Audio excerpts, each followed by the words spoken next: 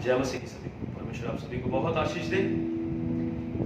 एक बार फिर से हम तैयार हैं आज प्रभु के वचन को लेकर, और हर बार की तरह आज एक बार फिर से परमेश्वर का वचन हमें नया बल देगा, नई सामर्थ देगा कि हम अपने परमेश्वर के पीछे वफादारी के साथ चल सकें।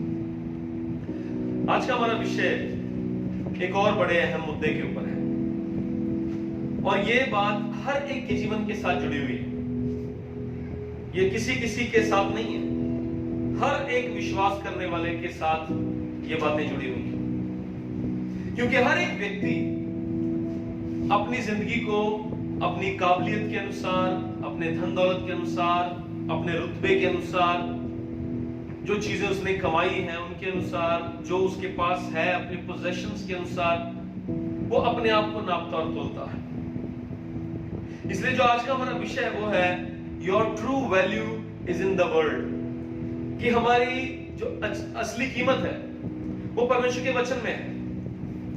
अगर किसी भी इंसान से पूछा जाए किसी व्यक्ति के बारे में, तो हम आमतौर से जब हम व्यू करते हैं या अपने दिमाग में विचारते हैं किसी व्यक्ति के बारे में, तो हम उसकी पर्सनैलिटी को अपने मन में लेके आते हैं, उसके पास कितना पैसा है उसके बारे में बात करते हैं, क्या काम करता है वो, क्या बिजनेस करता है या क्या नौकरी करता है, या कैसा उसकी जीवन शैली है। इन बातों के साथ हम मिला के जो है इंसान की वैल्यू को तय करते हैं।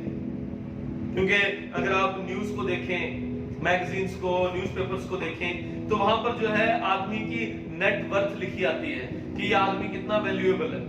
क्योंकि ये संसारिक नजरिया है किसी भी इंसान को देखने का कि इंसान की नेट वर्थ क्या है, इतने करोड़ों का, इतने मिलियन डॉलर्स का, इतने बिलियन डॉलर्स का वो इंसान है, उसकी नेट संपत्ति इतनी है। लेकिन क्या बाइबल भी हमको ऐसे ही सिखाती है? क्योंकि हमें ये बात मालूम होनी चाहिए कि परमेश्वर ने सारी कायनात को बनाया और उसने इंसान को बनाया अपनी शक्ल सूरत पे। परमेश्वर ने अपनी इमेज में इंसान को बनाया है। तो इसका मतलब यह है कि परमेश्वर के नजरिए से जब वो इंसान को देखता है, वो चीजों के साथ जोड़ के इंसान की वैल्यू को तय नहीं करता। हमारी वैल्यू तो तभी तय हो जाती है जब हम परमेश्वर के स्वरूप में रचे गए। अब आप खुद इस बात का अंदाजा लगा सकते हैं कि अगर हम परमेश्वर के स्वरूप में रचे गए हैं तो हमारी वैल्यू कैसी हो सकती है। मैं चाहूंगा कि हम पढ़ेंगे लूका की इंजील, उसका 12 अध्याय, उसका 15 वचन। और उसने उनसे कहा, चौकस रहो और हर प्रकार के लोभ से अपने आप को बचाए। और यीशु ने कहा चौकस रहो, सुचेत रहो, बी अलर्ट। किस बात के लिए? क्यों चौकस रहो? और हर प्रकार के लोभ से अपने आप को बचाए रखो। हर प्रकार के लोभ से, ग्रीडीनेस से, लालच से अपने आप को बचाए रखो। क्योंकि किसी का जीवन उसकी संपत्ति की बहुतायत से नहीं होता। क्योंकि किसी का भी जीवन उसकी संपत्ति की बहुतायत से नहीं होता। ये परमेश्वर के शब्द हैं, परमेश्वर का वचन है अजीजों। हम चौकस रहे इस बात में, हम किसी भी प्रकार के लोभ में ना फंस जाए। क्योंकि अगर आप बाइबल को ध्यान से पढ़ेंगे तो बाइबल के अनुसार हमें यह मालूम चलता है कि सबसे पहला अपराध जो हुआ कायनात में वो लोभ का था, एक घमंड का था। घमंड क्यों? क्योंकि उनको किसी चीज को पाने का जो है लोभ है। शैतान ने घमंड किया क्योंकि वो चीजों को देख रहा था, वो एक औहदे को देख रहा था। वो कहता मैं अपना सिंहासन परमेश्वर से भी ऊंचा बनाऊंगा। क्यों ये घमंड आ रहा है? क्योंकि उसके पीछे कुछ लालच छुपी हुई। और अब आप सोचिए इस बात, आज हमारी जिंदगियां किस तरफ चल रही हैं? हम किस तरफ चल रहे हैं? क्या हम लोभ में तो नहीं फंसे हुए? हम कहते तो हैं अपने आप को विश्वासी, प्रभु के लोग, बाइबल भी पढ़ रहे हैं, प्रार्थना भी कर रहे हैं, लेकिन फिर भी कहीं कोई और ही ताकत तो हमको नहीं चला रही, चीजों का लोभ। और कई बार तो इंसान को ये मालूम ही नहीं चलता कि हम एक ऐसे ट्रैक पे चल रहे हैं कि हम जिसके लिए हमें मालूम है कि हमें नहीं चलना। हम अपने विश्वास के द्वारा तो यही इकरार करते हैं कि हम परमेश्वर तेरी राहों पे चलेंगे मरते दम तक, लेकिन इस संसार के इस चक्रव्यूह में हम कब शिफ्ट हो जाते हैं, कैसे ट्रैक पे, कैसे मार्ग पे जो लोभ का है हमें मालूम ही नहीं चलता। चीजों को पाने की होड़ में लग जाते हैं। एक अच्छे ओहदे के लिए, एक अच्छे अपने आप को कामयाब इंसान बनाने के लिए हम एक ऐसी राह को चुन लेते हैं जो शायद हमें मालूम ना होते हुए भी हम उस पर चल पड़ते हैं। और अगर आप भी अपनी जिंदगी को चीजों के लिहाज से तोल रहे हैं, नाप रहे हैं कि मेरे पास क्या है, क्या क्या कुछ मैंने पा लिया, क्या क्या मैंने कमा लिया, मैंने अपना घर बना लिया, मैंने अपना सब कुछ बना लिया, अच्छी बात है, परमेश्वर सब कुछ देने में कामिल है, वो सब कुछ दे सकता है। लेकिन बात आपके फोकस की है कि आप किस नजरिए से अपनी जिंदगी को देख रहे हैं। आप क्या चीज सोच के परमेश्वर के पीछे चल रहे हैं? क्या सिर्फ चीजों के लिए प्रभु के पीछे हैं? क्या सिर्फ कामयाबी के लिए प्रभु के पीछे हैं? यदि आप अपनी नेट वैल्यू को, यदि आप अपनी कीमत को संसारिक चीजों से और पैसे से, धन संपत्ति से तय करते हैं, तो आपकी लाइफ फिनिश है, खत्म है सब कुछ। क्योंकि यीशु हमें सिखाता है, उसने कहा मनुष्य का जीवन उसकी चीजों की बहुतायत से नहीं है।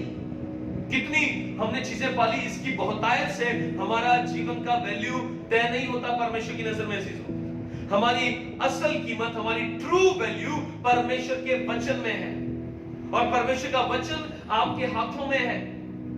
ये सिर्फ हाथों में नहीं रखना, हमें इस वचन को हमें अपने मन में लेके जाना है। और जब मैं इसको कहता हूं कि मन में लेके जाना है, तो इसका अर्थ है कि इसको हमने पूरा भी करना है। अजीजों, कितने ऐसे लोग हैं मसीही जो कलीसियाओं के साथ जुड़े हुए हैं, बहुत अच्छे अच्छे प्रभु के दास आत्मिक अगुओं के साथ जुड़े हुए हैं, लेकिन वो डिपेंड रहते हैं सिर्फ अपने आत्मिक अगुओं पे ही कि वही उनके लिए प्रार्थना करें। बस उनके इर्द गिर्द रहने से, उनकी बंदगी में जाने से उनका लाइफ जो है वो सफल बनी रहेगी, ऐसा नहीं है। परमेश्वर केवल आत्मिक अगुओं का परमेश्वर नहीं है, वो हर एक प्राणी का परमेश्वर है, हर एक विश्वास करने वाले का वो पिता है। और वो परमेश्वर चाहता है कि हम परमेश्वर के साथ हर एक जन व्यक्तिगत संबंध रखें, इंटीमेट रिलेशनशिप में हम परमेश्वर के साथ जिए। लेकिन हमें आज अपने नजरिए को बदलने की जरूरत है, और यही चीज आज हम सीखने के लिए आए। अगर आपने सच्चाई को जान लिया तो सोचिए आपने उसको पा लिया। यदि आपने यीशु को जान लिया तो आपने यीशु को पा लिया। यदि आपने सच्चाई को जान लिया तो आपने सच्चाई को पा लिया। अगर आपको यह मालूम चल गया कि आप स्वर्गीय चीजों के वारिस हैं, आप मालिक हैं, तो सोचिए कि आपने उनको पा लिया। अगर आपने इस बात को जान लिया कि यीशु मसीह के लहू के द्वारा आपके गुनाह माफ हो सकते हैं, तो आपने उस माफी को पा लिया। क्योंकि जिस चीज को आप जान लेते हैं और उसके साथ सहमत हो जाते हैं, तो बाइबल के अनुसार विश्वास के द्वारा आप उन चीजों के हकदार भी हो जाते हैं। और ये एक बहुत बड़ा भेद है चीजों। लेकिन कितने ऐसे लोग भी जो सब कुछ करते हुए भी एक अलग ही मार्ग पे चल रहे हैं, उनको मालूम नहीं, वो नारे तो सकड़े मार्ग के लगाते हैं, लेकिन चलते वो चौड़े मार्ग पर हैं। और ये ऐसा ही है जैसा नूह के जीवन में हुआ। चीजों नूह परमेश्वर का व्यक्ति था, परमेश्वर ने उससे बात की कि तू एक किश्ती बना, क्योंकि मैं बारिश बरसाने वाला हूं। भयंकर सब चीजों को परमेश्वर जल प्रलय से नष्ट करने वाला है। लेकिन आप सोचिए कि नूह ने जब उस किश्ती को बना लिया, जब बारिश आनी शुरू हुई, जब पानी भरने लगा, तो जिस किश्ती में नूह सवार था, उसका परिवार सवार था, वो उस पानी के कारण ऊपर की ओर आ रही है। लेकिन वो लोग जिन्होंने अपनी जीवन शैली को बदला नहीं, उसके वचन के ऊपर विश्वास नहीं किया, वो पानी में नीचे की ओर डूब रहे हैं। और ये परिस्थितियां हर एक जीवन के ऊपर आती हैं, हर एक व्यक्ति के ऊपर आती हैं। अगर आप भी आज मेरे साथ इस वचन को सुन रहे हैं और समझ रहे हैं, तो मैं आपको ये बताना चाहता हूं कि जिन परिस्थितियों में बाकी लोग हैं, हो सकता है कि उन्हीं परिस्थितियों में आप भी हो सकता है कि आपके जीवन में भी ये परेशानियों का दौर बना हुआ हो, लेकिन आपको अपनी ट्रू वैल्यू, आपको अपनी असल कीमत मालूम होनी चाहिए। जैसे नूह था, नूह के जीवन में भी वो जल प्रलय आया, जैसे बाकी दुनिया के ऊपर आया। नूह को भी उस बारिश के बारे में मालूम था, लेकिन नूह परमेश्वर के वचन के अनुसार चल रहा था। वही हालात जो सारी दुनिया पे आए, वो हालात नूह को ऊपर उठा रहे हैं उस पानी के, क्योंकि वो प्रभु के वचन को थामे हुए हैं। और बाकी लोगों के ऊपर भी वही परिस्थिति है, लेकिन वो उस पानी में नीचे की ओर डूब रहे हैं। आप और मैं अगर अपनी कीमत को सही रीति से पहचाने तो चाहे कैसे भी हालात हो, हम ऊपर की ओर बढ़ते जाएंगे। वो हालात आपको ऊपर की ओर लेके जाएंगे, क्योंकि आपकी गवाही तभी बनेगी जब आप उन हालातों में परमेश्वर के वचन को थाम के रखेंगे। लेकिन यदि आप परमेश्वर के वचन को थाम के नहीं रखेंगे और उसके ऊपर विचार नहीं करेंगे, प्रार्थना नहीं करेंगे, परमेश्वर के साथ नहीं चलेंगे, तो बाकी लोगों के साथ हम भी उसी प्रलय में डूब जाएंगे। हम उन हालातों में बिखर जाएंगे। वो हालात जो दूसरों के लिए नुकसानदायक है, वो हालात आपके लिए लाभ को लेके आएंगे यदि आप परमेश्वर के वचन में बने हुए हैं। इस बात की चिंता न करें कि आपका नुकसान होने वाला है। आपका नुकसान नहीं होगा, क्योंकि आपके नुकसान की भरपाई करने वाला परमेश्वर है, बल्कि आपको नुकसान से बचाने वाला आपका परमेश्वर है। अजीजों, हम अंतिम दिनों में जी रहे हैं, और अंतिम दिनों में यदि आपको किसी चीज की जरूरत है तो वो रुपए पैसे की नहीं, घर बार की नहीं, अच्छी नौकरी, अच्छे बिजनेस की नहीं। आपको जरूरत है परमेश्वर के वचन की। बाकी सब चीजें तो परमेश्वर आपको दे ही देगा। यदि परमेश्वर ने आपको पैदा कर दिया, यदि परमेश्वर ने आपको एक मनुष्य बनाया है, तो आपसे ज्यादा परमेश्वर इस बात की चिंता करता है, परवाह करता है कि मुझे अपने बच्चे को ये सब कुछ देना है। परमेश्वर को मालूम है हमें गर्मी लगती है, वो हमारे लिए हवा चलाता है। उसको मालूम है कि हमें रात भर सोना है, वो अंधेरा करता है कि हम आराम से चैन की नींद सो सके। उसको मालूम है कि सुबह इन्होंने काम पे जाना है, वो सूरज को जो है रोशन करता है हमारे लिए। ये सभी बातें परमेश्वर को मालूम है। अजीजों, हम परमेश्वर को नहीं सिखा सकते कि उसको क्या करना चाहिए हमारे साथ, उसको सब मालूम है। हमें तो खुद के लिए ये सीखना है कि मुझे परमेश्वर के लिए क्या करना है। हमें तो खुद को ये सिखाना है कि हमारी वैल्यू परमेश्वर की नजर में क्या है। लोग आपसे पूछेंगे, अगर आप परमेश्वर के साथ चलेंगे, लोग आपसे पूछेंगे कि यार तू किस तरह का व्यक्ति है, कैसे जीवन जी रहा है, तू हर टाइम तू प्रभु प्रभु करता रहता है, लोग आपसे कहेंगे। लेकिन अजीजों, मैं आपको एक बात बताना चाहता हूं। अगर हम पढ़ेंगे यूहन्ना रचित सुसमाचार उसका 12 अध्याय उसका 49 वचन, जॉन चैप्टर 12 वर्स 49, क्योंकि मैंने अपनी ओर से बातें नहीं की, परंतु पिता जिसने मुझे भेजा है उसी ने मुझे आज्ञा दी है कि क्या क्या कहूं और क्या क्या बोलूं। यीशु कहता मैं अपने आप से कुछ नहीं कहता, वो भी आपकी मेरी तरह मनुष्य बन के आया, लेकिन वो कहता मैं अपने आप से जो कुछ मेरे मन में आता है या जो कुछ है मैं वो नहीं कहता, मैं वही कहता हूं जो मेरा पिता मुझसे कहता। सोचिए यीशु मसीह को कितनी ज्यादा जरूरत थी उन्हीं बातों को कहने की जो पिता कहता है। और सोचिए हमारे पास भी परमेश्वर का वही जीवित वचन है।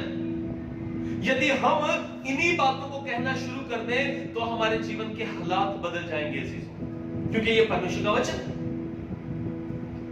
सोचिए आप और मैं, अगर हमारे घरों में अगर झगड़े चल रहे हैं किसी भी कारण से, हमारे घरों में झगड़े हैं, हमारे काम के स्थानों पे झगड़े हैं, और आपको लगे कि मैं तो सही चल रहा हूं, ये बाकी लोग ऐसा क्यों करते हैं, तो क्यों ना आज अपने आप को जांच के देखें। कहीं ऐसा तो नहीं है कि आप फटाक से कुछ भी बोल देते हैं जो आपके मन में आता है, कुछ भी कह देते हैं जो आपकी जुबान बोलना चाहती है। जब यीशु कहता है मैं अपने आप से कुछ नहीं कहता, जो मेरा पिता मुझसे कहता मैं तो वही कहता हूं। लेकिन आज हमारी जिंदगी इसलिए नष्ट हो रही है, आज हम इसीलिए अपने घरों में लड़ाई झगड़े को एक्सपीरियंस करते हैं, क्योंकि हम फटाक से वो बोल देते हैं जो हमारा मन करता है।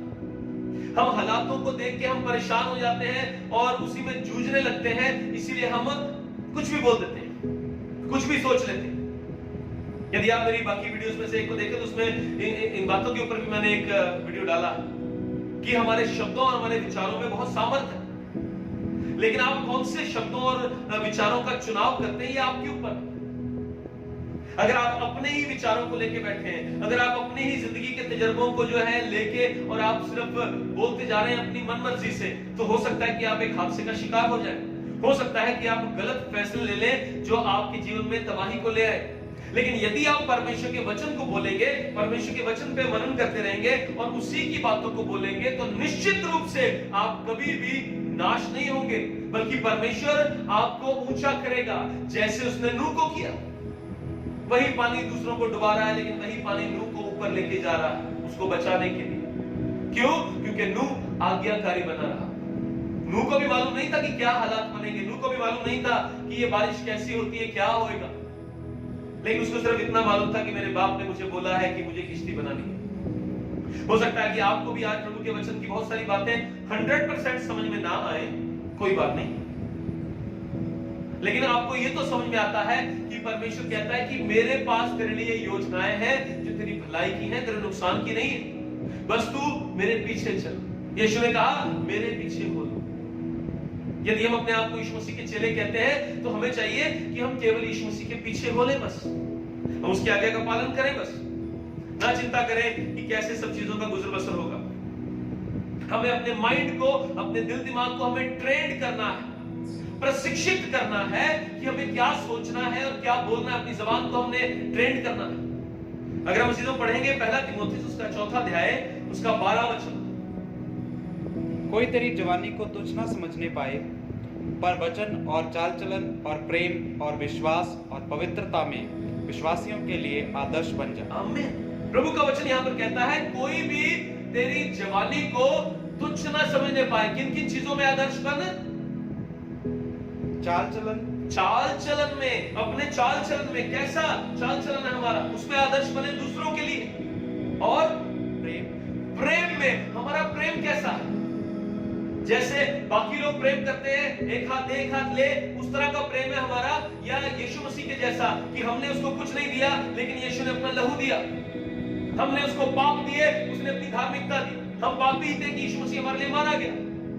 किसी ने नहीं पुकारा उसको कि परमेश्वर अपने पुत्र को भेज के हमारे लिए मारा जाए, लेकिन परमेश्वर ने हमसे पहले प्रेम किया, हमने उसको प्रेम नहीं किया। नफरत के बदले परमेश्वर ने प्रेम दिया। और वही यीशु हमें सिखाता है कि जो तुम्हें सताते हैं तुम उनके लिए प्रार्थना करो।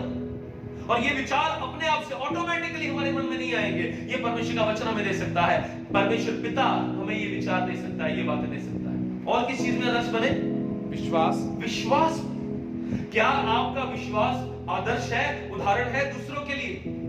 या आपका विश्वास भी ऐसा है कि जैसे लोग कहते हैं कि जब तक हमारा काम बन रहा है तब तक हम यीशु मसीह के पीछे चलेंगे, या अगर कहीं पे भी हमारा काम अटक गया तो हम दूसरे रास्ते, हमारे पास बहुत है कि हम दूसरे रास्तों पे चल पड़े। लेकिन अजीजों, विश्वास ये नहीं है। विश्वास तो अनदेखी वस्तुओं का प्रमाण है, जिन चीजों को हम देखते नहीं है। आप शायद प्रार्थना कर रहे हैं लेकिन आप कुछ बदलाव को देख नहीं रहे हैं, लेकिन विश्वास यही है कि ये प्रमाण है कि चाहे दिख नहीं रहा लेकिन ये हो गया है, क्योंकि परमेश्वर अपने वायदों का पक्का परमेश्वर है, वो कभी झूठ नहीं बोलता। और किस चीज में आदर्श बने? पवित्रता। पवित्रता में। पवित्र का मतलब है इब्रानी भाषा में अलग किया हुआ। उसने हमें अलग कर लिया है, उसने हमें निकाल लिया है पाप के दलदल में से, उसने अलग किया है, पवित्र किया है हमें। क्या हमारी पवित्रता दूसरों के लिए आदर्श है? क्या हमारे पवित्र जीवन को देख के दूसरे लोग अट्रैक्ट होते हैं? क्या चुंबकीय शक्ति है हमारे विश्वास में, हमारे जीवन में, हमारे चाल चलन में, हमारे प्रेम में? क्या ये सब चीजें पाई जाती? अगर ये नहीं है तो हम एक अलग ट्रैक पे चल रहे हैं अजीजों। शायद आपको मालूम ना हो, लेकिन हो सकता है कि आप लोभ के शिकार हो। विश्वासी होने के बावजूद आप एक ऐसे रास्ते को चुन के बैठे हैं, एक ऐसे रास्ते पे चल रहे हैं जो आपकी वैल्यू को आपके नजरिए से तय कर रहा है। और आप सोचते हैं कि मेरे पास अब ये हो गया है, मैं एक कामयाब इंसान हो गया, मैं गरीबी में से निकाल के अपने परिवार को यहाँ पर लेके आया हूँ। ये सब बातों को छोड़ दें अजीजों, आप कुछ नहीं कर सकते, सिर्फ परमेश्वर सब कुछ कर सकता है। हमें तो केवल उसकी आज्ञा का पालन करना है। अजीजों, मेरे पास बोलने के लिए बहुत सारी बातें हैं, इस विषय के ऊपर हम बहुत लंबी बात कर सकते हैं, लेकिन हमारे पास समय थोड़ा है। लेकिन समय हम सब परमेश्वर के साथ बिता सकते हैं।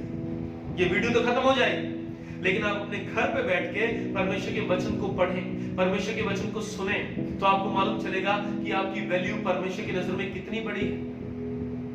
अगर उसने आपको अपने स्वरूप पे बनाया है तो जाहिर सी बात है कि परमेश्वर आपको वैल्यू करता है। उसने बाकी सब चीजों को अपने स्वरूप पे नहीं बनाया, सिर्फ आपको और मुझको बनाया है। चीजों के अनुसार, चीजों की बहुतायत के अनुसार अपनी वैल्यू को ना नापे। बहुत सारे ऐसे लोगों को मैं जानता हूं जो बड़ी मेहनत करते हैं, अपने दान दशमांशों को भी नहीं देते। उनको लगता है कि ये तो हमने बड़ी मेहनत से कमाया, हम प्रभु को क्यों दें, हम पासवानों को क्यों दें। वो क्या करते हैं? सिर्फ संडे को खड़े होकर प्रचार ही तो करते हैं। बहुत ऐसे लोग हैं जो चोरी करते हैं प्रभु के पैसे की, जो चोरी करते हैं परमेश्वर के टाइम की, जो चोरी करते हैं उस समय की जो परमेश्वर को देना चाहिए, जो चोरी करते हैं रिश्तों की, जो रिश्ते परमेश्वर के लोगों के साथ हमें बना के रखने चाहिए, उनको नहीं बनाते, नहीं समझते इन बातों। लेकिन फिर भी प्रार्थना करते हैं, फिर भी चर्च में जाते हैं, फिर भी बाइबल पढ़ते हैं। वो अपने आप को धोखा दे रहे हैं चीजों। लेकिन प्रभु का वचन हमें सिखाता है कि हम धोखा ना खाएं, शैतान की चालाकियों से बचें। और पौलुस तो ये कहता है कि हम शैतान की चालों से अनजान नहीं है। क्यों अनजान नहीं है? क्योंकि वो परमेश्वर के वचन से भरा हुआ था। आज आपको और मुझको भी परमेश्वर के वचन से भरे रहना है, ताकि हम अपनी ट्रू वैल्यू को समझ सकें। और हमारी ट्रू वैल्यू केवल परमेश्वर के वचन में है। सो आज ही से ये प्रण करें कि आप परमेश्वर के वचन को पढ़ेंगे, परमेश्वर के वचन को सुनेंगे, परमेश्वर के वचन को अपनी खुराक बनाएंगे, उसके बिना कभी नहीं रहेंगे, प्रार्थना के बिना कभी नहीं रहेंगे। तो मैं आपको बताऊंगा कि परमेश्वर आपके जीवन को इस रीति से बदल देगा कि आप सोच ही नहीं पाएंगे कि आप कितने आशीषित व्यक्ति हैं। लोग आपकी ओर फिरेंगे, आप लोगों की ओर नहीं फिरेंगे। लोग आपकी गवाहियों को देख के दूसरों को गवाहियां देंगे और लोगों की जिंदगियां बदलेंगी आपके जीवन के वसीले से। सो आज ही अपनी वैल्यू को परमेश्वर के वचन में देखना शुरू करें, चीजों में नहीं। परमेश्वर आप सभी को बहुत आशीष दे। सबको जय मसीह।